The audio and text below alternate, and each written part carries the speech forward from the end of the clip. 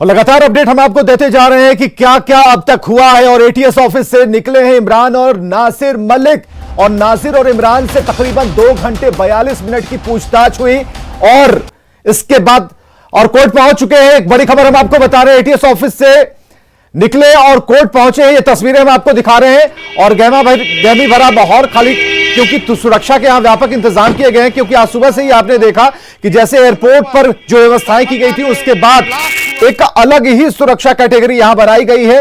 ATS office से दोनों भाई निकल चुके और अब कोर्ट पहुंचे हैं। व्यवहार न्यायालय पटना का यह तस्वीर सिविल कोर्ट का, जहां से तस्वीरें हम आपको दिखा रहे हैं। उस गेट को बंद किया गया है, पत्रकार बाहर रहेंगे, वहां से उन्हें एक जगह दी गई है जहां से कवर किया जा रहा है। लेकिन अभी जो ताजा रिपोर्ट, ताजा तस्वीरों के जरिए इस गाड़ी को आप देख पा रहे हैं, ये वही गाड़ी है जिसमें दोनों भाइयों को लेकर एटीएस टीम पहुंची। आप देखिए किस तरीके से एनआईए कोर्ट पहुंचाए गए हैं इमरान और नासिर। तो ये बड़ी खबर इस वक्त की हम आपको दिखा रहे हैं। ब्लास्ट में यूज केमिकल का अंश इनके घर से मिला था। इस बात को लेकर लगातार एक कर एक तस्वीरें साफ हो रही थी। दरभंगा ब्लास्ट मामले में अब तक की सबसे बेहतर, सबसे जल्दी रिपोर्ट हम आपको बता रहे हैं। संजय, क्या रिपोर्ट है?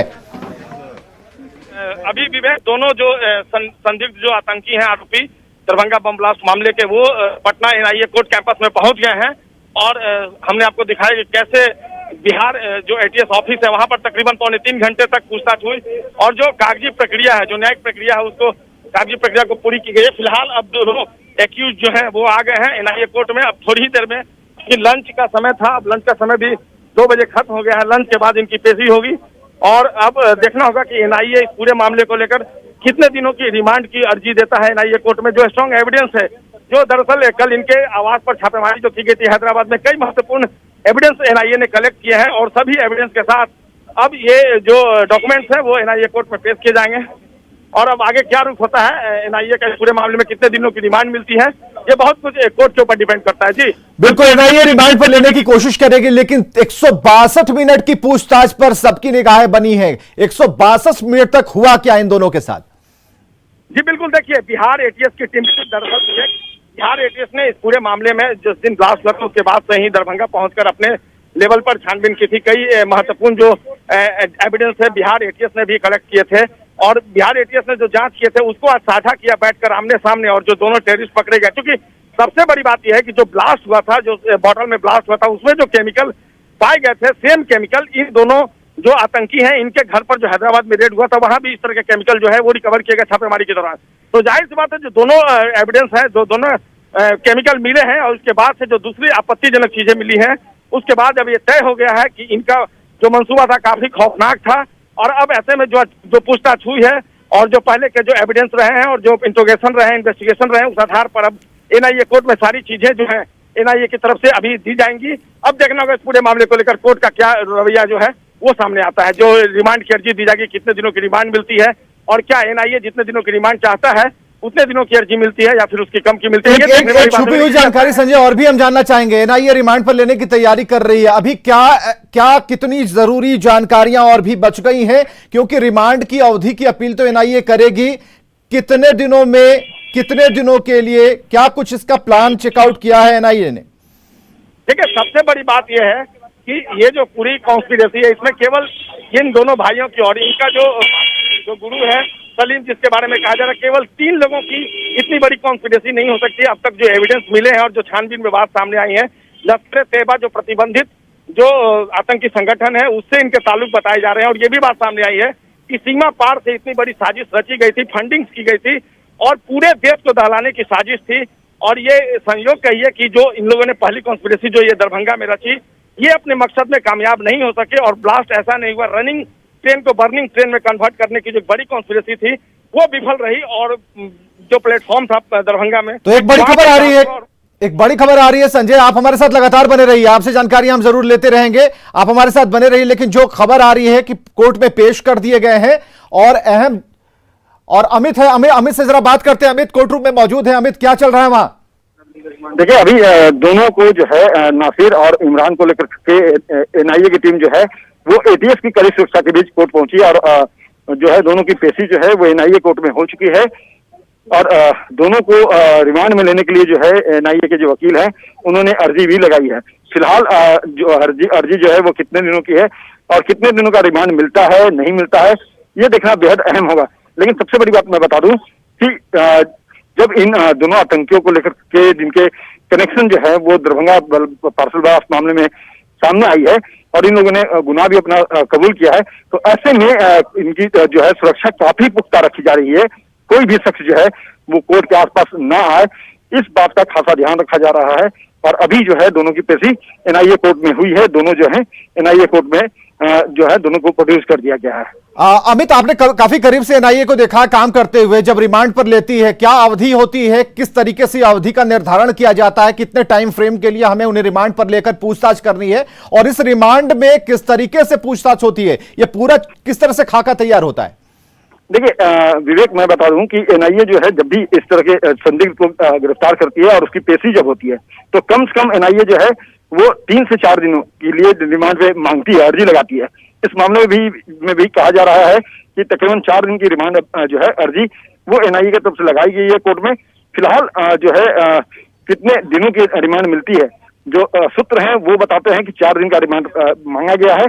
उम्मीद की जा रही है कि कम से कम 2 से 3 दिन जो है वो रिमांड मिल सकता है। फिलहाल कोर्ट का मामला है, बहुत कुछ कहना अभी जल्दीबाजी होगा, तो ऐसे में थोड़ा इंतजार हम लोगों को करना होगा। लेकिन सबसे अहम बात और सबसे अहम सवाल आपने जो पूछा है कि जब एनआईए रिमांड पे लेती है तो किस तरह से इंट्रोगेशन किया जाता है, तो मैं बता दूं कि एनआईए जब भी किसी भी एक्यूज्ड को रिमांड पे लेती है तो उसके बाद उनसे वो केस से संबंधित हर पहलू को पूछा जाता है और तकरीबन अमित, उन तस्वीरों को हम दिखा पा रहे हैं, अमित उन तस्वीरों को हम दिखा पा रहे हैं जहां दोनों को कोर्ट रूम के अंदर ले जाया जा रहा है। ये तस्वीरें एक्सक्लूसिव न्यूज़ 18 पर आप देख पा रहे हैं। ये एक्सक्लूसिव तस्वीरें हम आपको दिखा रहे हैं जहां आरोपियों को कोर्ट रूम के भीतर ले जाते वक्त की ये तस्वीरें हैं।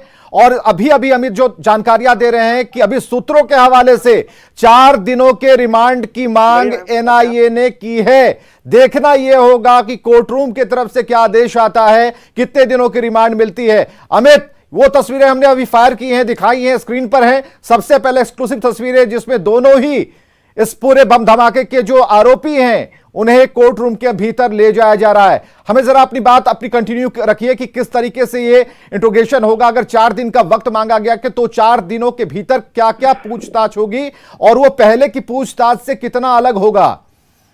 देखिए विवेक, सबसे महत्वपूर्ण यही बात है कि आगे जो है पूछताछ अगर रिमांड मिलती है, जो जानकारी है उसके मुताबिक तकरीबन 72 घंटे का रिमांड जो है वो मिल सकता है। ये कयास लगाए जा रहे हैं। हालांकि कोर्ट जो है वो निर्णय लेगा कि 48 घंटे का रिमांड देती है, 24 घंटे का रिमांड देती है या 72 घंटे का रिमांड देती है या फिर 84 घंटे का रिमांड देती है। तो फिलहाल जो है अभी इंतजार थोड़ा करना होगा। लेकिन हाँ, ये सवाल बिल्कुल जो है वो महत्वपूर्ण है कि जब एनआईए को ये दोनों संदिग्ध जो है वो रिमांड पे मिल जाएंगे तो उसके बाद पटना में ही रख करके, जो जानकारी मुझे है कि पटना में ही रख करके इन लोगों से पूछताछ की जाएगी और कई नए सवाल होंगे। सबसे बड़ी बात है कि कहा यह जा रहा था कि इन दोनों को दरभंगा लेकर के जाया जाएगा, तो जो हमारे आधिकारिक सूत्र हैं एटीएस के और जो पुलिस महकमे के मुख्यालय के, उनसे जो जानकारी मिली है कि इन दोनों को फिलहाल दरभंगा नहीं बल्कि पटना में ही रख करके पूछताछ किया जाएगा और जब रिमांड मिल जाएगी तो ये पूछताछ होगी। पूछताछ में कई नए सवाल होंगे, सवालों की एक नई फहरिस्त होगी और वो तैयार जो है वो एटीएस ने कर रखा है,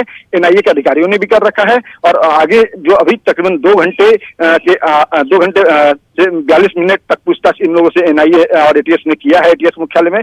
फिलहाल आगे जब इन लोगों को रिमांड अवधि मिल जाएगी, रिमांड पे मिल जाएगा तो आगे और भी कई सवाल हैं। अमित, हमने देखा कि एनआईए की जब टीम आई थी तो दरभंगा जहां पर ये ब्लास्ट हुआ था, जिस प्लेटफॉर्म पर, वहां पर गई थी। चारों तरफ उन्होंने देखा, पार्सल जहां रखा जाता है उस पार्सल रूम को उन्होंने निगरानी उसकी की, निरीक्षण किया। तो इसके बाद भी क्या जब इनसे पूछताछ होगी, अभी जब इन्हें रिमांड अगर मानते मिल जाती है, उसके बाद क्या दरभंगा से भी टीम पटना आएगी क्योंकि पटना में पूछताछ होनी है? देखिए दरभंगा से जो रेल के अधिकारी हैं वो पटना आ सकते हैं, लेकिन चूंकि अब ये पूरा मामला जो है वो एनआईए के अधीन है, एनआईए इस मामले में एफआईआर लॉन्च कर चुकी है और एनआईए ने ही गिरफ्तारी की है, तो जाहिर सी बात है कि ये पूरी पूछताछ जो है वो एनआईए अपने स्तर से करेगी। लेकिन सबसे महत्वपूर्ण जो बात है कि अभी इस मामले में और कई संदिग्ध हैं जिनकी गिरफ्तारी होनी है, उनकी गिरफ्तारी को लेकर के भी एनआईए के जो अधिकारी हैं वो लगातार छापामारी कर रहे हैं। हमारे जो आधिकारिक सूत्र हैं उन्होंने बताया है कि कैराना में जो है वो छापामारी की गई है। फिलहाल जो है वहां से भी कुछ लोग जो है वो कहा जा रहा है कि उनकी गिरफ्तारी जो है वो की गई है और जल्द उनके बाबत भी जो है एनआईए प्रेस रिलीज जारी करके वो विस्तृत जानकारी जो है वो मीडिया को देगी। इस मामले में जो तो अमित, जिस तरह से चरणबद्ध तरीके से पूछताछ हो रही है और रिमांड पर लेकर एक बार फिर पूछताछ होगी, हर बार के क्वेश्चन हो सकते हैं सेम हो, उनके जवाब का मिलान कराया जाए कि कहां कहां ये भटकते हैं और कहां कहां जवाब दे पाते हैं। इसके बाद एक सवाल और भी है कि जैसे आपने कहा कि पटना में इनसे जानकारियां इकट्ठी की जाएंगी, एनआईए उनसे पूछताछ करेगी, एटीएस ने 162 मिनट का इनसे वक्त लेकर पूछताछ की, तो क्या पूछा उसके अंदर? देखिए, एटीएस ने क्या पूछताछ किया है विवेक, इसके लिए थोड़ा वक्त जो है वो चाहिए, क्योंकि एटीएस जो है उनके जो आधिकारिक सूत्र हैं उनसे जब हमारी बात होगी तब मैं ये बता पाऊंगा। लेकिन फिलहाल सबसे इंपॉर्टेंट और सबसे महत्वपूर्ण जो बात है वो यही है कि 2 घंटे 42 मिनट ये कम वक्त नहीं होता है, काफी लंबा वक्त होता है। और इस घड़ी में जो है वो लंबी पूछताछ जो है वो एटीएस के अधिकारियों ने जरूर की है। और क्या पूछताछ हुआ है, क्या जवाब दिया है, वो खाका वो जानकारी भी हम अपने दर्शकों को बताएंगे। लेकिन एनआईए फिलहाल कोर्ट में मौजूद है, दोनों एक्यूज्ड जो हैं, दोनों आरोपी जो हैं वो कोर्ट के समक्ष मौजूद हैं और जो न्यायाधीश हैं वो पूरी मामले की जो फाइल है वो देख रहे हैं। देखने के बाद ये तय होगा कि जो अर्जी एनआईए के वकील की तरफ से लगाई गई है, 4 दिन का रिमांड का जो है वो अपील लगाया गया, अर्जी लगाया गया है, उसमें से क्या ग्रांट कोर्ट करता है ये देखना बेहद महत्वपूर्ण होगा। फिलहाल सभी की नजरें जो है वो कोर्ट की तरफ है। और आपने कहा कि पटना में पूछताछ होगी, तो क्या जो एनआईए का जो अब तक का पूछताछ का जो सिलसिला हमने देखा है, कोई अज्ञात जगह होती है या फिर कोई ऐसी जगह होती है जिसके बारे में किसी को कुछ पता नहीं होता, तो क्या इस बार भी प्लानिंग कुछ उसी तरीके की है, मिलता जुलता कुछ है? देखिए, स्ट्रेटजी बिल्कुल नहीं हो सकती है, लेकिन जो हमें जो जानकारी है कि एनआईए के जो अधिकारी हैं इन दोनों को लेकर के पटना में रहेंगे जब ट्रांजिट रिमांड मिलती है तब, और इन दोनों को चाहे तो बीएमपी 5 में रखा जाएगा या फिर जो एटीएस मुख्यालय है बिहार का, वहां पे इन दोनों को रख करके पूछताछ होगी। तो फिलहाल आगे क्या कुछ होती है, चलिए अमित, आप नजर बनाकर रखिए। अमित, जरा नजर बनाकर रखिए और क्या जानकारियां इकट्ठी होती है हम आपके पास दोबारा आएंगे। संजय हमारे साथ लगातार जुड़े हुए हैं। संजय से ये जानकारी हमें जरूर मिली कि 162 मिनट की पूछताछ जो एटीएस ने की उसमें क्या क्लू उन्हें मिले, इसके बारे में कोई जानकारी नहीं है। संजय, एक जानकारी जो अमित दे पा रहे थे उसमें उन्होंने कहा कि 4 दिनों की रिमांड की बात कही गई है, अर्जी दी गई है, अगर वो स्वीकार हो जाता है तो उसके बाद पटना में ही पूछताछ होगी, लेकिन कहां होगी, कैसे होगी, या फिर कुछ नए सवालों के साथ होगी, ये अभी पता नहीं चल पाया है। तो जो काम करने का एनआईए का तरीका है वो क्या कहता है और एटीएस के काम करने के तरीके में क्या अंतर है? संजय, जरा इसे एक्सप्लेन कर सकते हैं?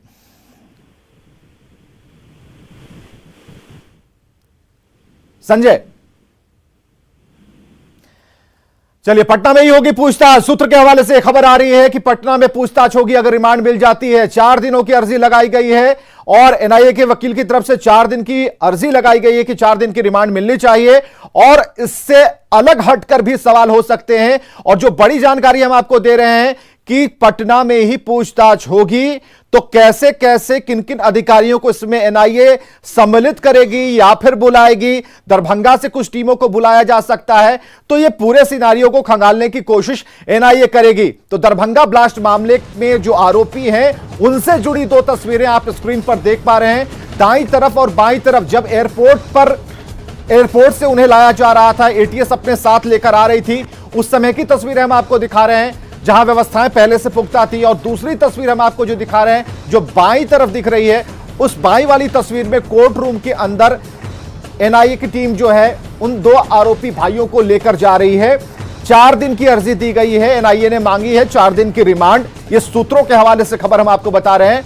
हालांकि इससे पहले कोर्ट में पेशी से पहले 2 घंटे 42 मिनट तक एटीएस ने अहम जानकारी खंगालने की कोशिश की, इन दोनों भाइयों से कई तरह के सवाल किए और यह काफी बड़ा लंबा वक्त होता है। जैसे कि हमारे दोनों सहयोगियों ने बताया कि अमूमन ऐसा होता नहीं, लेकिन इस बार जो वक्त दिया गया है 2 घंटे से ज्यादा का, तो ये कई तरह के सवाल उनसे पूछे गए होंगे। लेकिन अभी भी सवालों की श्रृंखला खत्म नहीं हुई है। अभी भी बहुत से ऐसे सवाल हैं जिन्हें हो सकता है कि रिपीट किया जाएगा इन दोनों भाइयों के सामने।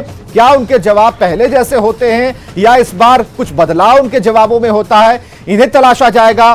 फिर कुछ क्लूज के बारे में पूछे जा सकते हैं सवाल। फिर सवाल यह भी हो सकता है कि क्या कोई ऐसी डायरी, कोई ऐसी सूची आपने बना रखी है जिसमें आप दोनों के अलावा भी इमरान और नासिर के अलावा भी कई लोग स्लीपर सेल में काम कर रहे हैं। यह भी पूछा जा सकता है कि ट्रेनिंग के बारे में क्या क्या जानकारी है, क्योंकि एनआईए का जो पूछने का सवालों का एक जो तरीका है वो बिल्कुल अलग होता है और हर एक डिपार्टमेंट, अगर आप एटीएस की बात करें, एनआईए की बात करें, तो एक बड़ा अंतर यहां साफ तौर पर दिखता है।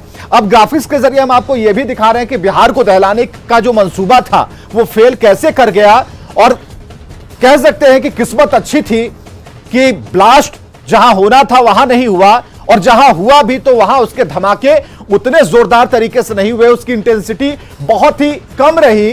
कपड़ों की गठरी की वजह से मान ले या लोगों की किस्मत मान ले, और बिहार में जिस तरीके से इन धमाकों की श्रृंखला की शुरुआत होनी थी, दहलाने की कोशिश की जा रही थी, वो कहीं ना कहीं ध्वस्त हो गया। और अब जाकर जो तार जुड़ रहे हैं वो सीधे पाकिस्तान से जुड़ रहे हैं, जहां आईएसआई का नाम सामने आ रहा है, जहां से फंडिंग होती थी, जहां से फंडिंग इस बात के लिए होती थी कि वहां स्लीपर सेल के जाल को फैलाया जाए, जहां से फंडिंग इस बात को लेकर होती थी कि पैसों की कमी नहीं होगी और हवाला के जरिए पैसे आते थे।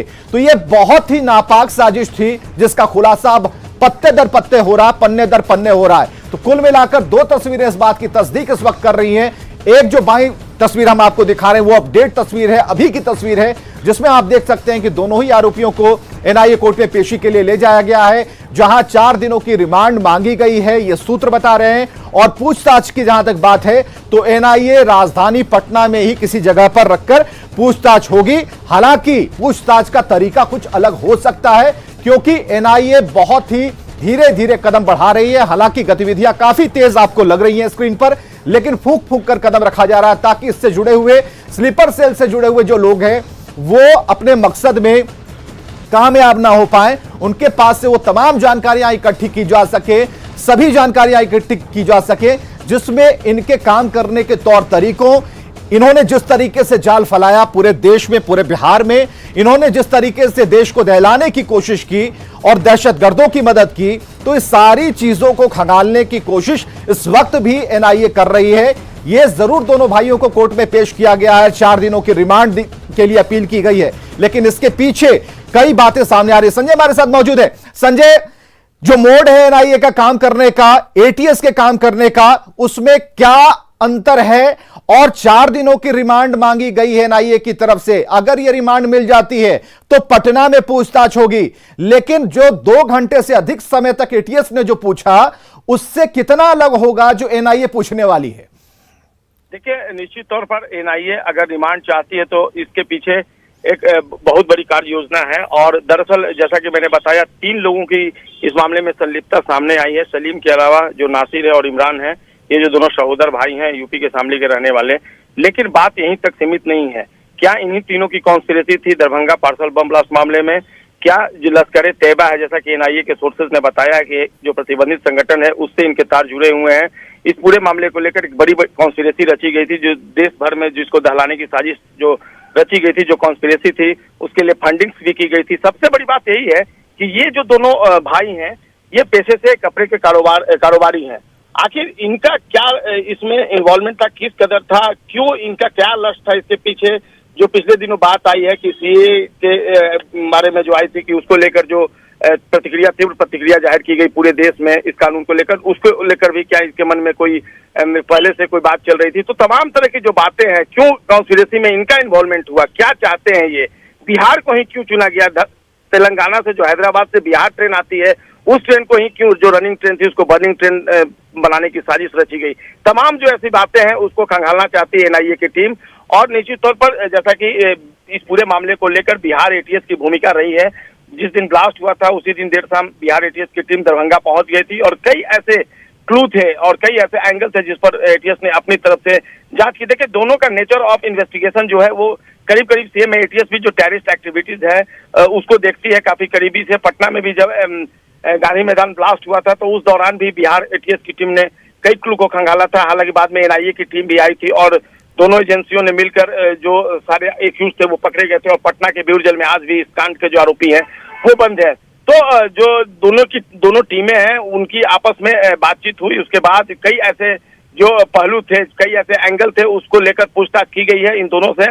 और कई अहम जानकारियां भी मिली है। हालांकि अब जो कोर्ट के जो सोर्सेज है वो बता रहे हैं कि जो कागजी प्रक्रिया थी वो भी पूरी की गई है एटीएस के ही ऑफिस में, और उसके बाद लंच जैसे ही खत्म हुआ है उसके बाद एनआईए कोर्ट में दोनों की पेशी की गई है। अब देखना होगा कि जो रिमांड मांगी गई है एनआईए की तरफ से, उस रिमांड में कोर्ट कितना इत्तेफाक रखता है और कितने दिनों का रिमांड इन दोनों सस्पेक्टेड का मिलता है। क्योंकि इस बात की भी संभावना जताई जा रही है कि मोस्ट प्रोबेबली जो एनआईए की टीम है इनको लेकर यूपी भी जा सकती है, सामने जहां से इनका ताल्लुक रहा है। क्योंकि दरभंगा में तेलंगाना के हैदराबाद में जरूर 20 सालों से रह रहे हैं, लेकिन इनके तार जो है वो यूपी से बिल्कुल बिल्कुल संजय, यही सी बात की जानकारी चाहिए थी कि जो काम करने का तरीका है एनआईए का या फिर एटीएस का, तो उस जगह पर जहां पर यह ब्लास्ट हुआ, जहां से इसकी शुरुआत हुई, जहां पर इसकी प्लानिंग हुई, क्या इन दोनों को लेकर उन जगहों पर ले जाने का जो एक तरीका है का वो एटीएस का होता है, और एनआईए के तरीके में जिसमें सिर्फ पूछताछ होती है, लेकिन सवाल ऐसे होते हैं कि जो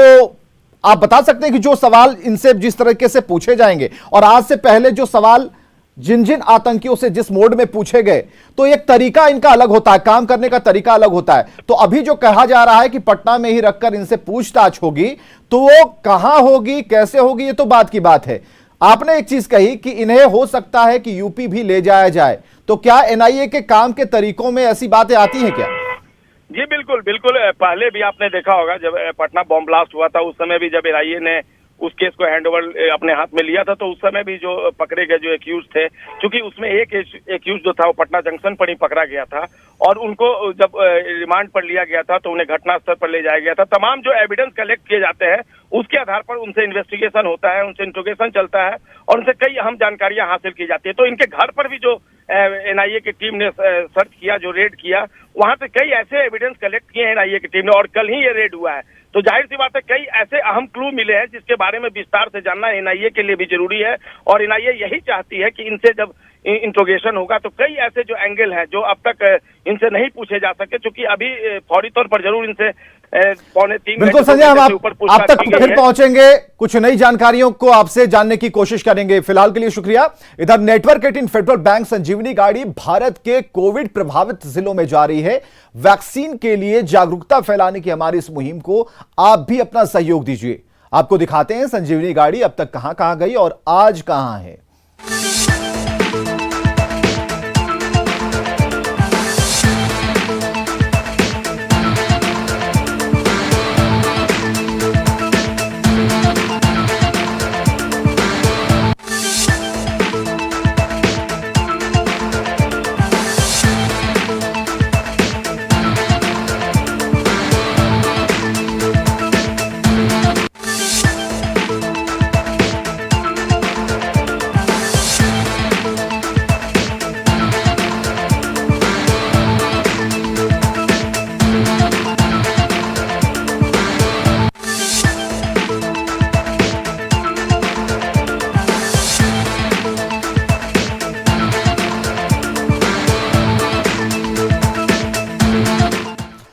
बढ़ाइएगा जोश जब ओलंपिक में उतरेंगे मैन इन ब्लू। आप भी पहनिए टीम इंडिया वाला टी शर्ट और जानिए इससे जीत का क्लू। बस स्क्रीन पर दिख रहे क्यूआर कोड को आप स्कैन करें और क्विज में हिस्सा लें।